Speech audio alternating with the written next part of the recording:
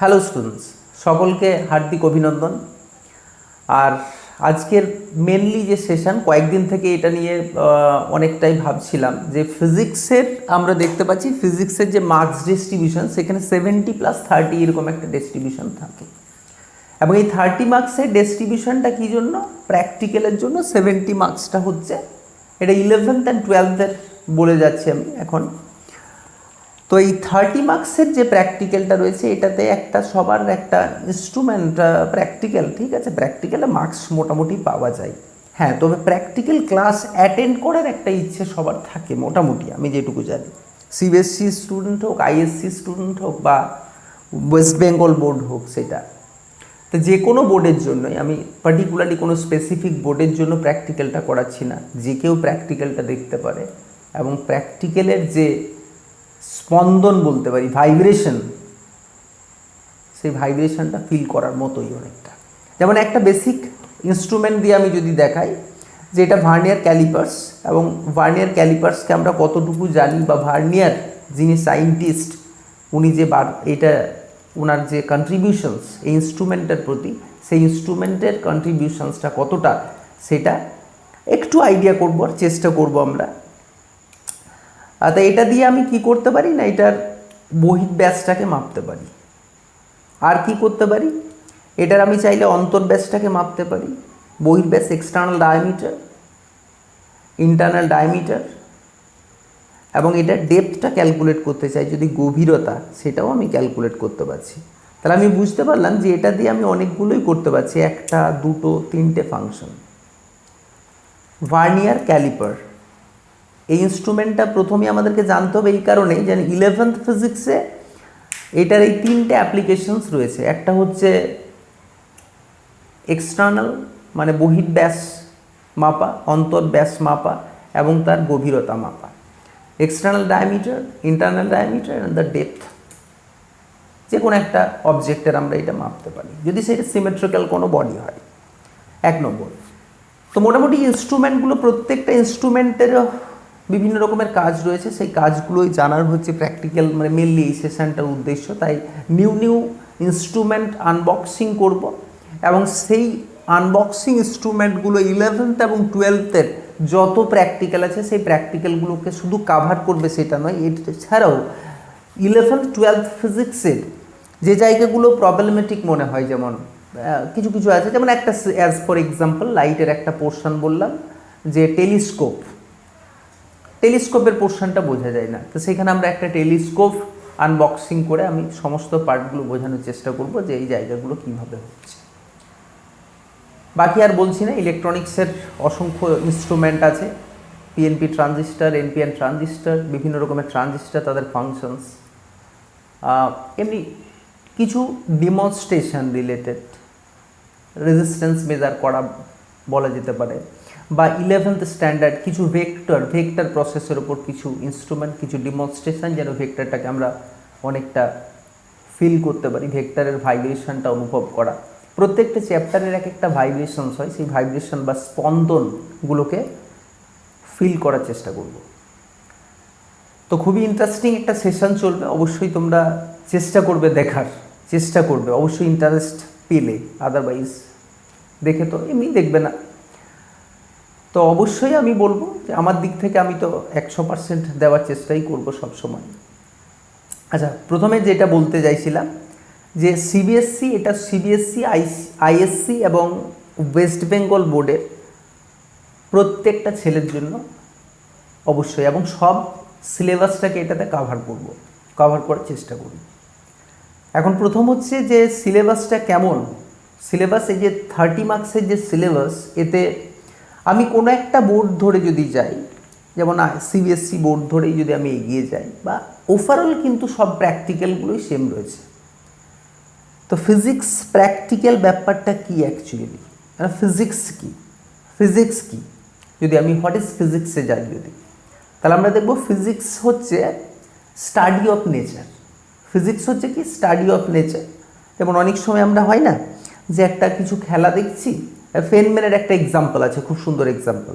Feynman বলছেন যে যদি তুমি তোমার হয়তো বাবা বা বাবার ফ্রেন্ড একসাথে আঙ্কেল বসে একটা দাবা খেলছে, আর তুমি সাইডে থেকে দূর থেকে দাবা খেলাটা অবজার্ভ করছো। এই অবজারভেশনের সময় কি হয় না, আমরা দেখতে দেখতে অটোমেটিক্যালি দু একটা স্টেপ ঠিক বুঝে নিই যে আচ্ছা এর পরের স্টেপটা কী হবে, বা কিভাবে আমি সেটাকে হ্যাঁ ঘোড়াটা এই দিকে যাবে বা এই নৌকোটা এই দিকে যাবে, স্টেপগুলো বুঝে যাই। অ্যাজ ফর এক্সাম্পল, অনেকে দাবা খেলে না, ক্রিকেট খেলাটা মোটামুটি সবাই বুঝে। তুই মনে করো অবজার্ভ করছো যে আমি যেমন ক্রিকেট খেলতে ছোটোতে অতটা খেলিনি, বাট ক্রিকেট খেলা ওরকম খেলার প্রতি অতটা ইন্টারেস্টও ছিল না। তো দেখে দেখে খেলার প্রতি ইন্টারেস্ট না, খেলেছি বাট ক্রিকেটের প্রতি অতটা ইন্টারেস্ট ছিল না, ফুটবল খেলতাম। তো ওখানে ক্রিকেট দেখতে দেখতে কি মনে হচ্ছে যে হ্যাঁ এই বলটা 6 হবার প্রবাবিলিটি রয়েছে, এটা 4 মারতে পারে, এইটা এইদিকে ঘুরিয়ে দিতে হবে, এই হয়ে গেলে 4 হয়ে গেল, এই হয়ে গেলে 6 হয়ে গেল, এতটা লং বাউন্ডারি, এর স্পিড এত, অ্যাভারেজ স্পিড কত, এই সব ব্যাপারগুলো অটোমেটিক্যালি শিখে গেছি।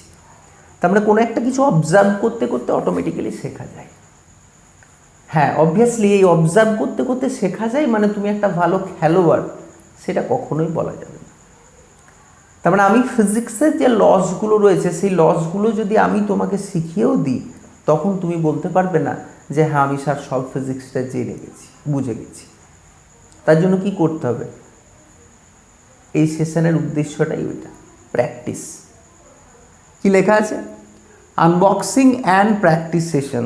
অবশ্যই সেই ইনস্ট্রুমেন্টগুলো দিয়ে কি করতে হবে, প্র্যাকটিস করতে হবে। খেলাটা তোমাকে প্র্যাকটিস করতে হবে। আচ্ছা প্র্যাকটিস করলে কি ভালো সচিন হওয়া যায়? অবশ্যই যায় না। তার জন্য কি থাকতে হবে, নিজের একটা ইচ্ছা শক্তি থাকতে হবে, তার উপরে তোমার কন্ট্রিবিউশন থাকবে প্র্যাকটিক্যালটা করার। এখন হচ্ছে অবশ্যই প্র্যাকটিস তো করতেই হবে, প্র্যাকটিস করার প্রতিও অনেকটা করতে করতে জিনিসটাকে, সাবজেক্টটাকে আমরা অনেকটা ধাতস্থ করার চেষ্টা করব, এটাই। তা আমরা কি করব, নেক্সট দিন থেকে আমরা বেসিক্যালি আজকে একটু সিলেবাসটা তোমাদেরকে বলে নিই। 30 মার্কসের যে সিলেবাসটা, সেই সিলেবাসটা, আচ্ছা সিলেবাসটা হচ্ছে যে 70+30, এই 30 মার্কসের মধ্যে আমি যদি মোটামুটি 15 করে ভাগ না করে দেবো, তুমি 10 করে ডিভিশন করে নাও, 10 + 10 খুব সহজ ভাষায় বোঝাচ্ছি। হ্যাঁ তাহলে 10 নাম্বার মনে করো এ সেকশন বি সেকশন দুটো ভাগ করা আছে, প্র্যাকটিক্যালগুলো এ অ্যান্ড বি দুটো সেকশানে ডিভিশন করলাম। প্রথমে 30টাকে কী করলাম, 10, ঠিক আছে। নেক্সট হচ্ছে এ অ্যান্ড বি, এ সেকশানে আমি কিছু প্র্যাকটিক্যাল রাখলাম, আমি সিলেবাসের ওপরও যাব না।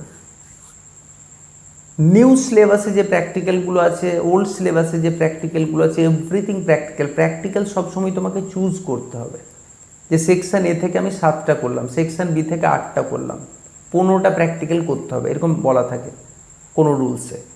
এতগুলো অ্যাক্টিভিটিস করতে হবে। আমি আস্তে আস্তে ডিটেলস বোঝাবো সমস্ত কিছু। টোটাল প্র্যাকটিক্যালটা দুটো সেকশানে ডিভিশন আছে, একটা হচ্ছে section A and section B. Section এতে কিছু প্র্যাকটিক্যাল আছে, সেকশন বিতে কিছু প্র্যাকটিক্যাল আছে। সেকশন এতে কি প্র্যাকটিক্যাল আছে, সাপোজ মেজারমেন্ট রিলেটেড, ফিজিক্সের শুরুতে কি আছে, মেজারমেন্ট আছে, ইউনিট অ্যান্ড ডাইমেনশন আছে। তো মেজারমেন্ট রিলেটেড, লেংথ মাপা যায় কি করে, এইসব এখনই যেটা দেখালাম সেটা দিয়ে কি করা যায়, একটা ডায়ামিটার মাপা যায়, মানে একটা লেংথ রিলেটেড কিছু মাপা, মেজারমেন্ট। টাইম রিলেটেড কিছু মাপা, স্টপ ওয়াচ দিয়ে কিছু কাজকর্ম।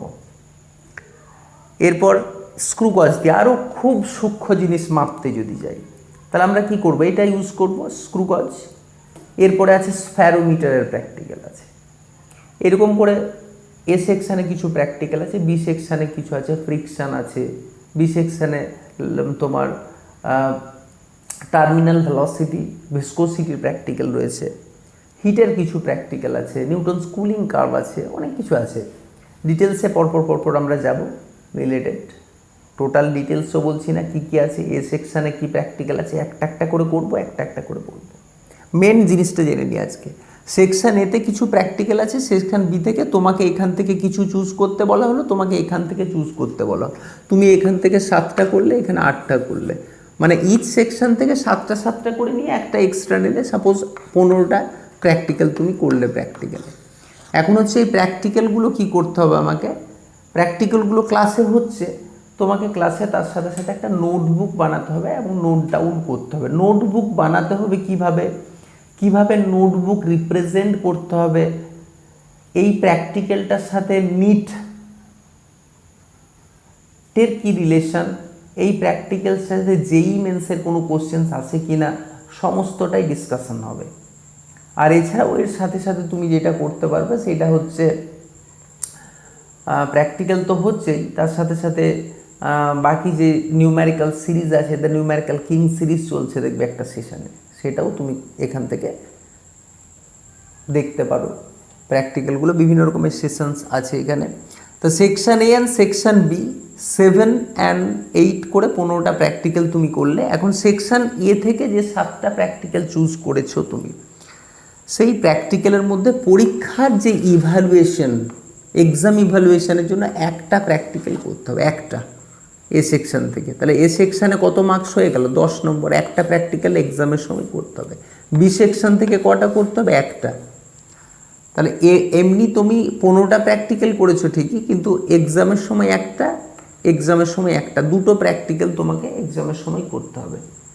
তাহলে বাকি থাকলো 10 নম্বর। এই 10 নম্বরের মধ্যে সাপোজ 3 করে ডিভিশন যদি করে দিই, তাহলে 6 নম্বর চলে গেল এতে।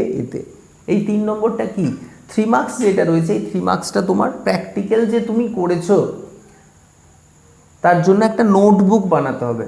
কতগুলো নোটবুক করতে হবে, 2টো নোটবুক, 3 নম্বর করে, 6 নম্বর থাকলো 6 নাম্বার। তাহলে 6 মার্কস চলে গেল নোটবুকে, 10 করে চলে গেল কপি, মানে এক্সামের সময় লিখতে হবে যেটা।